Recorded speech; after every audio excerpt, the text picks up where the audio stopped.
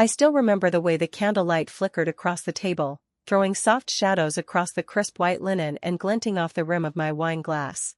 We had picked this little Italian place downtown for our anniversary, intimate, quiet, tucked away from the city noise. I thought we were here to celebrate. I thought, maybe, just maybe, things between us were finally smoothing out. I was wrong. The server had just cleared our plates when the door opened behind me.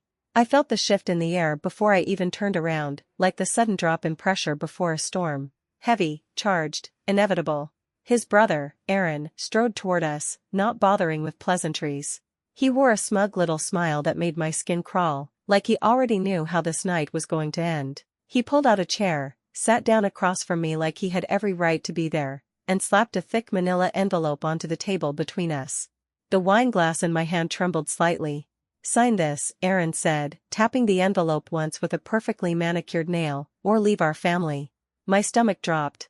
For a second, I was so stunned I actually thought he was joking.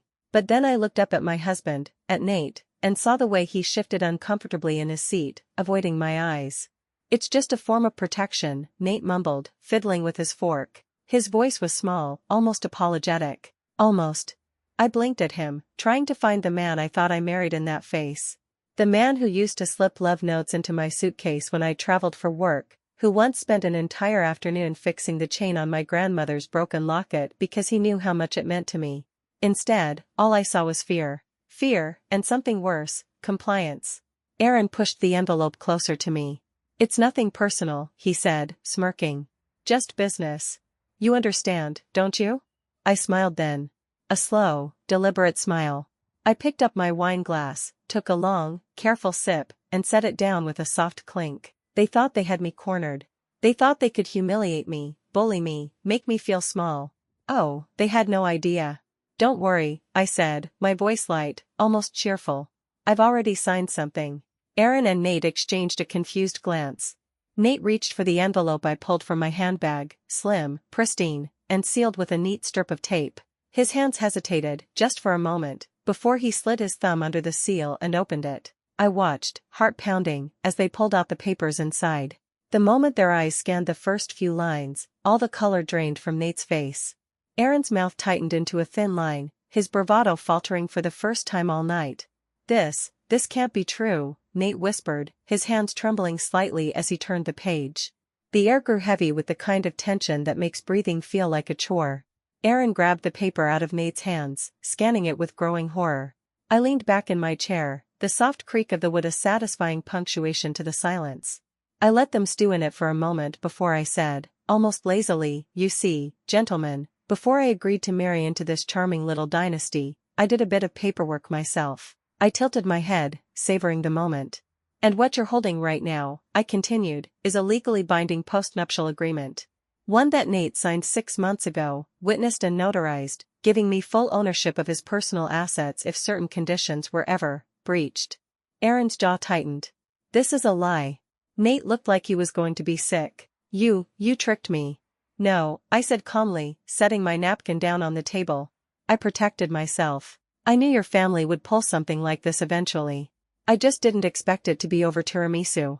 Across the restaurant, a few people turned to look at us, sensing the drama unfolding. I didn't care. Let them watch. I picked up my wine glass again, my hand steady now. "So if you want to talk about protection, Aaron," I said sweetly, "maybe you should have been a little quicker. Or a little smarter." Nate sank lower in his seat, his face ashen. Aaron looked like he wanted to throw the table over. I finished my wine with a flourish. And that's when the real fireworks began. Aaron slapped the table so hard the glasses rattled. I didn't flinch. I just watched him with a kind of detached amusement, the same way you might watch a particularly stupid dog bark at its own reflection. "This is invalid," he barked, waving the document in the air. "There's no way this holds up." "Actually," I said, tilting my head slightly, "it's airtight. Witnesses, notarization, filed with the county clerk. Your family's own lawyer signed off on it, although, judging by the speed with which you shoved your envelope at me tonight, I'm guessing you didn't think to check that little detail." Nate let out a broken sound, half groan, half whimper, and dropped his head into his hands. For a second, I almost felt sorry for him. Almost. Aaron, on the other hand, recovered quickly. His smirk came back, thinner, more brittle. You think this changes anything? He sneered. You think you're going to be part of this family after pulling a stunt like this? I leaned forward, resting my chin lightly on my hand. Oh, sweetie, I said softly. I was never part of this family. I was tolerated. Like a pet that sheds too much but you keep around because it looks good in Christmas photos. Aaron's face flushed dark red. I could see the vein in his temple starting to pulse. You'll regret this, he hissed. You're nobody without us. Without him. Nate lifted his head at that, eyes bloodshot. He looked at Aaron like he was seeing him clearly for the first time. Something flickered there, something like hurt. Or maybe betrayal. Hard to tell with Nate.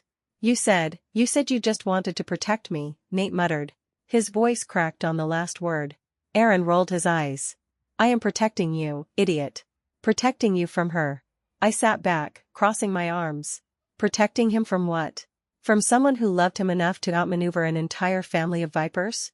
I laughed under my breath. Well, congratulations. You're right. I don't love him anymore. The words hit Nate harder than any slap ever could. His mouth opened, but nothing came out. The server appeared at the edge of the table, hovering awkwardly with a dessert menu. Poor kid. Wrong place, wrong time. Aaron barked, go away, without even looking at him. The server scurried off, throwing me a pitying look over his shoulder. I almost laughed again. Almost. I reached into my purse one last time and pulled out a second envelope, thinner than the first. I slid it across the table toward Nate. He stared at it like it was a bomb about to detonate. What is that? He asked, voice hoarse. Freedom, I said simply. Yours and mine. Aaron's chair scraped loudly as he stood up, looming over the table. Don't you dare. I cut him off with a glance so cold it could have frosted the wine glasses. Nate's hand shook as he opened the envelope. Inside was a single sheet of paper, a letter of intent. To dissolve the marriage. Quietly. Efficiently. Without dragging either of us, or our reputations, through the mud. He looked up at me, eyes wide, wounded. You planned this. I nodded. Of course I did. The second I realized you were just another pawn in your family's power games. Aaron muttered something under his breath, probably a threat, probably not worth hearing. I stood up slowly, smoothing down my dress, feeling lighter than I had in months. You wanted a signature, I said, looking at Aaron. Now you've got mine. I turned to Nate, holding his gaze for a long moment. And you? You wanted protection. Now you've got that, too. Just not the way you imagined. I left the restaurant without looking back, heels clicking against the tile floor like a drumbeat of finality. As I pushed open the heavy wooden door, the last thing I heard was Nate's broken whisper. What have I done? I expected the night air to feel cold when I stepped outside, but it didn't. It was brisk, sharp, alive. The restaurant door swung shut behind me, muffling the sounds of chaos inside, and I just stood there for a moment, breathing. I wasn't trembling. I wasn't crying. I wasn't even angry anymore. I was free. I had barely made it halfway down the block when my phone buzzed in my purse. I ignored it. Then it buzzed again. And again. A flurry of calls and texts, Nate, Aaron, even Nate's mother, who had clearly been waiting in the wings, ready to swoop in the moment things went sideways. I kept walking. When I finally reached my car, I slid into the driver's seat, closed the door, and sat in silence. I could still feel the adrenaline humming under my skin. My heart thudded in my chest, not with fear, with something closer to relief. I knew the moment I turned the key in the ignition, there would be no going back. No apologies. No tearful reunions. And honestly? I didn't want any. But of course, they couldn't leave it alone. By the time I got home, to the small, cozy apartment I had secretly rented 3 months ago when the first cracks had started to show, there was already a black SUV idling in the parking lot. Nate's brother Aaron leaning against the hood, arms crossed, like some second-rate mob enforcer.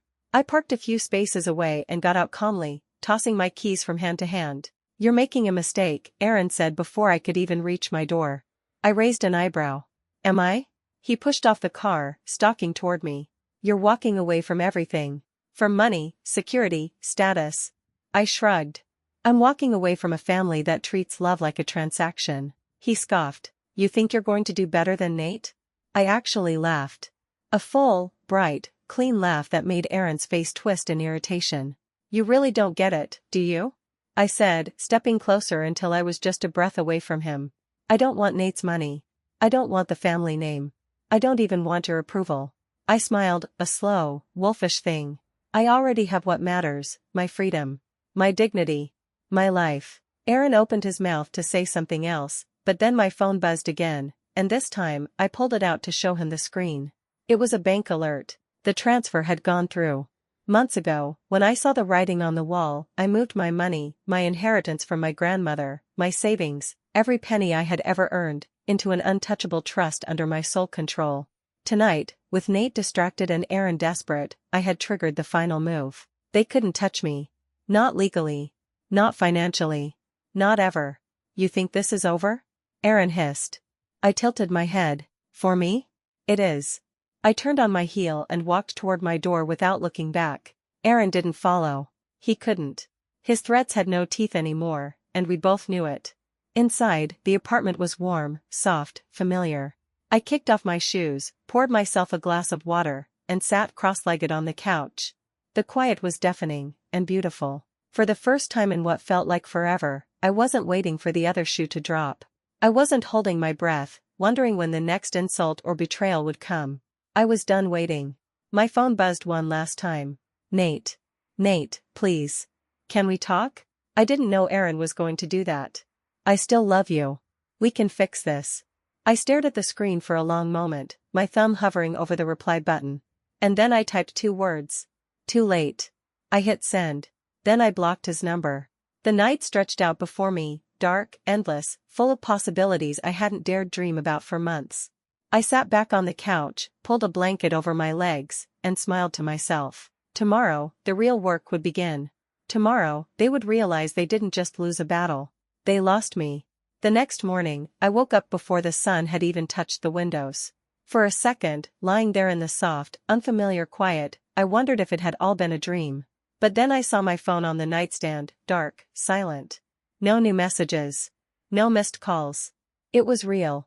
I made myself coffee, savoring the simple ritual of it. No Nate stomping around, barking into a Bluetooth headset about family business.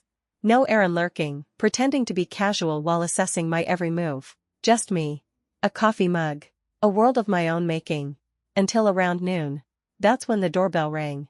I didn't even have to check the peephole to know it was them. I could feel it, that oily, invasive pressure they always carried around like an invisible second skin.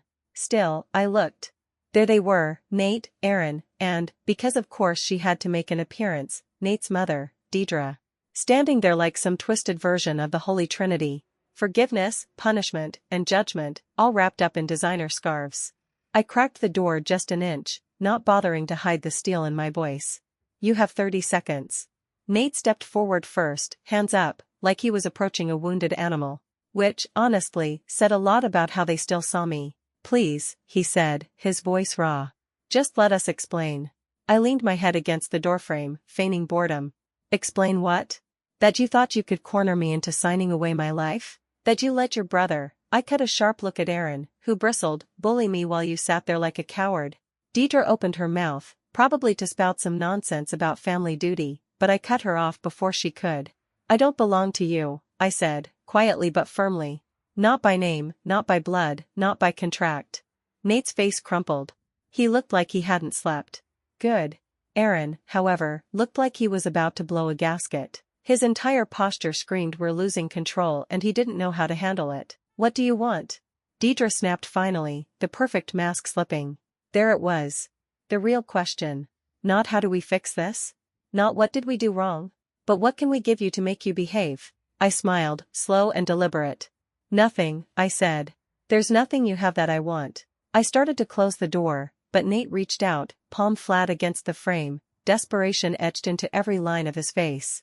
I still love you, he said, voice breaking. I was scared. I didn't know how to stand up to them. I made mistakes. Huge ones. But we could start over. I studied him for a long moment. For a split second, I thought about the nights I had waited for him to come home. The birthdays he forgot. The times he told me to just smile more when his family humiliated me.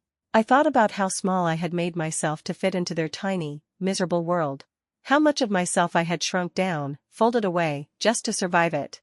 And then I thought about last night, the way I walked out with my head high, my future intact. No, Nate, I said softly. You're not in love with me. You're in love with who you thought you could make me. I stepped back and let the door swing slowly shut.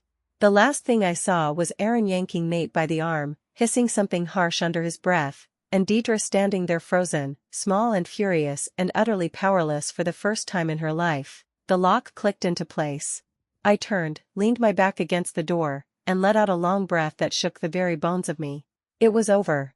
They couldn't reach me anymore. That afternoon, I sat down at my little kitchen table, opened my laptop, and started a fresh document. New beginnings. No Nate. No Aaron. No Deidre. Just me. And for the first time in years, I realized I wasn't scared anymore. I was free. And I wasn't going back.